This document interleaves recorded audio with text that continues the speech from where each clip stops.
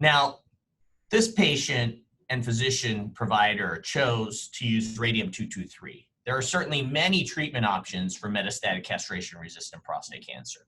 At this point in time, for an unenriched all-comer population, there are really 6 options that are regulatory approved, FDA approved in the United States that show survival benefit. And so whenever I see a patient, I like to run through what all those options are. Now, one of those options he's already received. He received in the hormone-sensitive setting, as there's data there, with abiraterone and prednisone. So there's obviously novel hormonal agents that work via androgen signaling pathways. Abiraterone is a CYP17 lyase inhibitor, and it decreases production of androgens 1 to 2 logs lower than what LH-RH therapy alone can do. But he had already received that. Another androgen signaling inhibitor that he could have received and is approved in this setting is enzalutamide.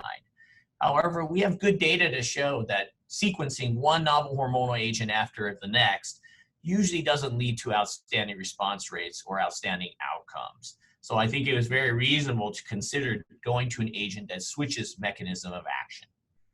Another approved agent in this setting is sipuleucel-T, and that's an immunotherapy. The idea is you're basically producing an antigen-presenting cell that targets prostatic acid phosphatase, and that leads to a survival benefit.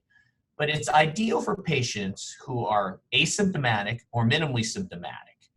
It's ideal for patients who have lower volume of disease and lower PSA. And in this situation, given that he was starting to become symptomatic, he was minimally symptomatic, but he was starting to become symptomatic, and the course that he had, I think the choice of sipuleucel-T might not have been ideal. So another option that I think would have been very reasonable to consider in this situation is moving on to cytotoxic chemotherapy. So docetaxel is regulatory approved for metastatic castration-resistant prostate cancer and can be used also for metastatic hormone-sensitive prostate cancer. In this setting, they used abiraterone in that situation. So for somebody who's becoming symptomatic, certainly I think the risk-benefit ratio starts to fall in favor of giving docetaxel, as docetaxel, when efficacious, can improve pain symptoms, and that might be worth the side effects of chemotherapy. Cabazitaxel is another microtubule disrupting agent that is regulatory approved after docetaxel, so I wouldn't consider it in this patient since they had not received docetaxel.